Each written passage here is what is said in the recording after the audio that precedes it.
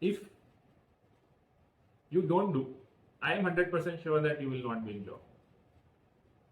Whether you get a job post you do or learn AI, there is still 50% who is promoting pure AI based workflows and zero human intervention or minimal human intervention is struggling. The problem is not with the tool.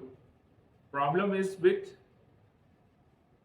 the kind of vague questions you are asking. So how AI is impacting work and jobs?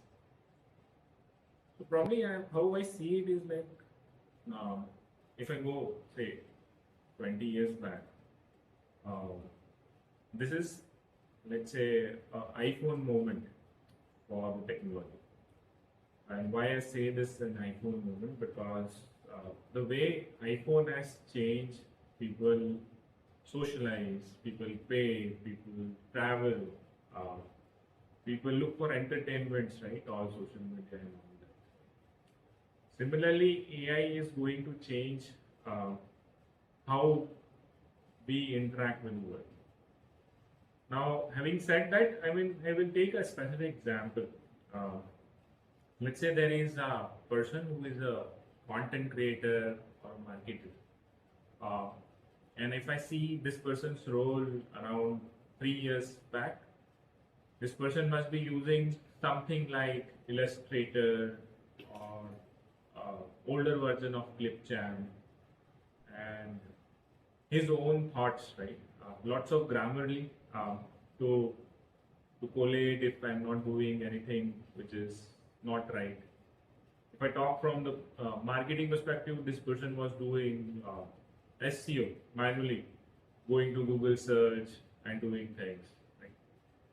Now, if I reflect this now, maybe 2% of the marketers or content creators are doing that way. Now, what does that mean is like, if you are doing that old way, probably you are losing on 2-3 things or perhaps on your job. And I will talk about first 2-3 things what they lose on. Okay, they lose say freshness of the content. They lose their relevance in the area or space they are working, and most importantly, they lose on speed because their peers are using the platforms which are like kind of 10x more productive, 20x more informed, and say 30x more impactful, right? And now we took an example, and I refrained myself about speaking the engineering role this time because folks who are not in engineering are getting impacted more than those who are in engineering. And then as we talk, I will share more insights like how that is working and moving towards. But if I just tell you the facts, like how job markets are evolving. So as per the latest observation and research report, there is like around 85% of the companies are finding it difficult to fill AI-enabled person role. Or there are at least 4.6 or 4.7 million jobs across the world are there not getting filled in time in last 6 months. So impact is huge and the opportunity is very high. Right? Now the question is like how you bridge that gap about opportunity and the gaps that individuals are facing. So that's how I define like how AI is evolving the job, the arena or like the work in particular. How AI affects you thinking if not done right? Got it. So probably I will just repeat the question, just make folks understand. question was like how AI affects as an individual's thinking if not done right. I take one specific example, and this is coming because we are into this AI era from last 2 3 years, where ChatGPT was introduced, and then other siblings of them in form of Gemini, Grok, and others came in. One important aspect that human is missing, right? And when they are using AI, especially if I talk about large language model, they see that person as or AI as a tool which is kind of almighty. Now, as soon as you start seeing that like tool as this tool is super intelligent and can solve the world's problem, that's where the gap is. Right? Now, I relate this abstraction into the reality, like how things are changing, right? Take an example of maybe a developer who is doing, say, creating a dashboard. Right? So how he or she doing that stuff is like, okay, I want to create a dashboard. I want to do it in React. These are my features, and you get say 2000 line code, and perhaps you also ask an AI to run the unit test for you. You also ask AI to run the test for you, right? And then they copy this code as is, as if that this code is picture perfect. And that's where the real problem starts coming in. And that's what when someone asks like, what happens when AI is not done right? Now, as a consequence, what's happening is like we are seeing outages of bigger names where they have not seen their outages in last say 5-10 years, and every other company who is promoting, it's not about one particular name. Every other company who is promoting pure AI based workflows and zero human intervention or minimal human intervention is struggling, right? Because the implicit assumption is like on the two front, a person who is I say operating AI, everyone is assuming that this person knows how to operate this tool. And the second problem is we are too eager and too much in rush to fact proof that AI is something which will change the world. Right? And how I see it is a gradual process. There is no wrong and right, but certainly there are more advantages than harm. So if really want to harness this or its potential, probably we need to teach folks, right, how to use it right. And that is one very big gap which I think Humble and partners of Think Humble are working towards to ensure that the gap of learning AI right is fulfilled. So that's how I put through in perspective. What is right when we talk about ChatGPT, and why non-engineers are at the most receiving end? That's a good and deep question. I will again reiterate what the question is like, so that like we all understand. Probably the question comes is like, okay, what I'm doing on any LLM tool, including ChatGPT, what that right, or what is the definition of right? Like everyone is saying do it right, do it in a way that is meaningful. But then the question arises, okay, how you define right? And the second part of your question was, okay, if I am a non-engineer, how or like why someone who is a non-engineer is at the peak of receiving it.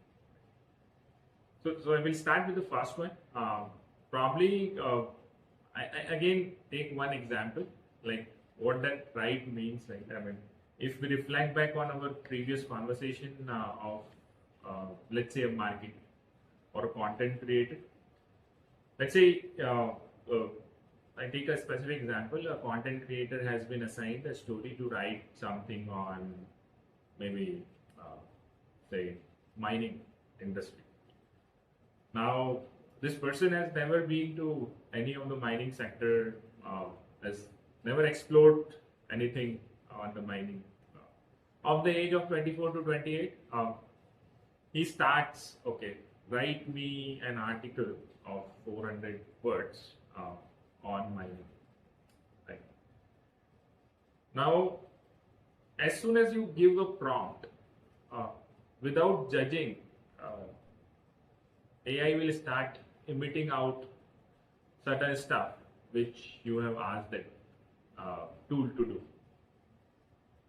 And now with that thing in place, AI will make certain assumptions on your behalf that someone who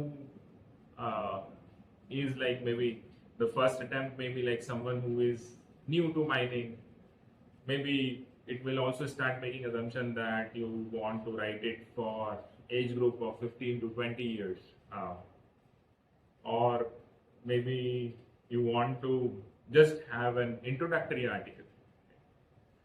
Now, with those assumptions in mind, the outcome that you will receive will be far different than what this person's manager or a client is looking for. And the problem is not with the tool. Problem is with the kind of vague questions you are asking. And that's where I think this question comes, like why non-engineers or non-technologists are at the most receiving end. Because in most of the roles, and this is the term which I keep on coining more often, is like they have never been adapt to thinking in flowcharts. Now, as I said to that example, let's say if you start like elaborating on that same problem statement, article on mining. So probably the first set of questions that this individual should be asking, right, is the same, right? Who is the target audience? Whether this needs to be deep or light-hearted, whether it needs to be introductory or I need to pick certain areas. Is this mining is for certain type of metals or non-metals, or this is a generic mining stuff? Do I need to focus on like what things needs to be done right during mining, or if it is targeted for someone who is like want to start a business in mining?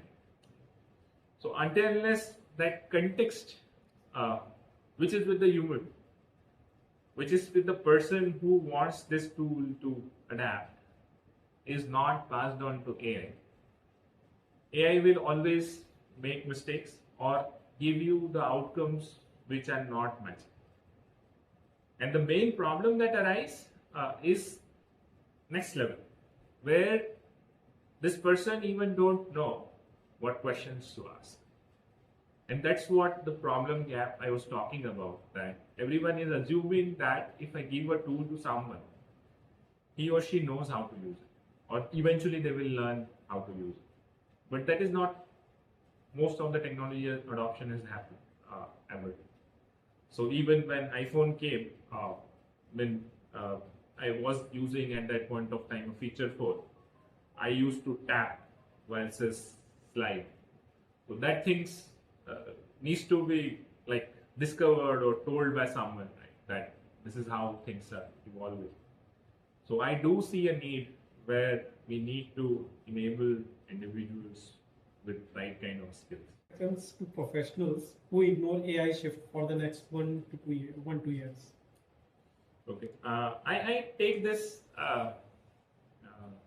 question again, like I will repeat on the question part, like what happens to the professionals who will ignore AI, right?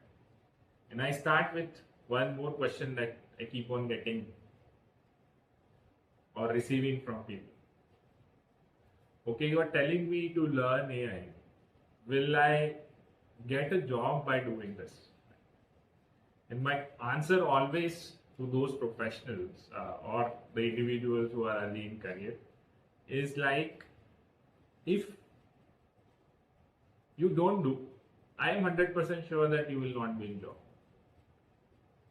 Whether you get a job post you do or learn AI, there is still 50% chance. So which means that you are already winning 50% if you go into this area, right? Now, having said that, this inhibition of onboarding AI techniques or work in mid-career professionals is even more. Right? And as with the adoption of newer technologies, I mean, we have seen in the past, right? Horse carriage moved from engines moved to electrics, feature phones moved to iPhones, and many more, right? There will be something which will be wiped out. And probably, as I said, the AI is a revolution of our generation, or like AI was there from very long time. Since 1960s, we have been doing research on.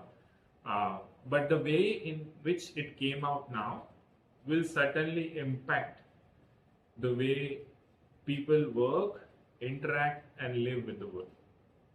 So I again have a suggestion for those who are like sitting on the fence and not getting their hands dirty. Probably get it fast and do it in a way which evolves your understanding about your ecosystem.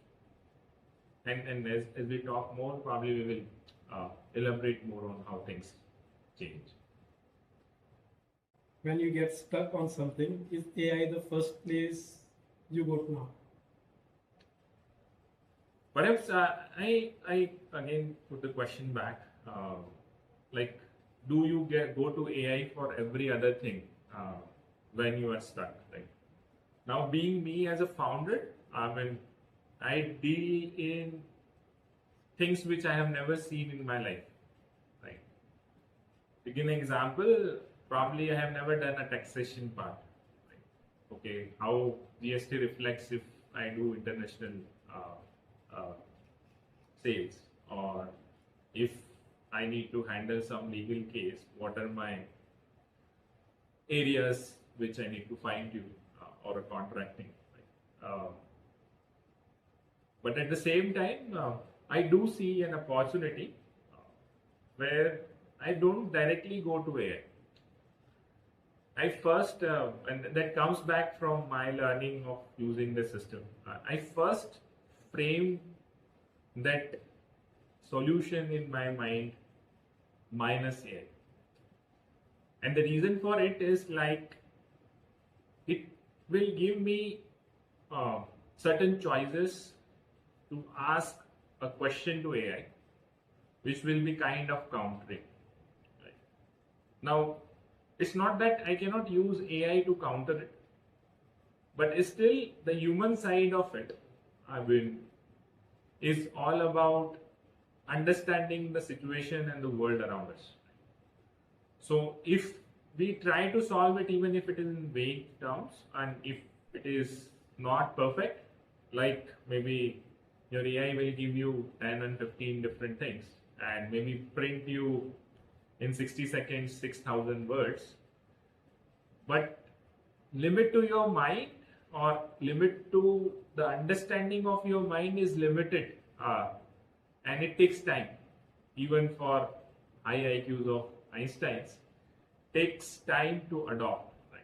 And if you live with your problem for some more time before hitting the AI key, will certainly add value because it helps you in refining your solution.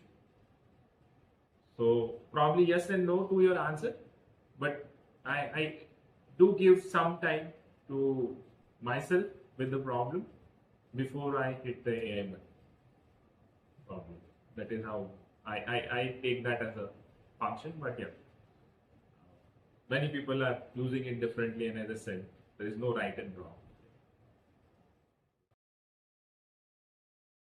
Join the waitlist to secure free access to the app. Visit aiprepper.com.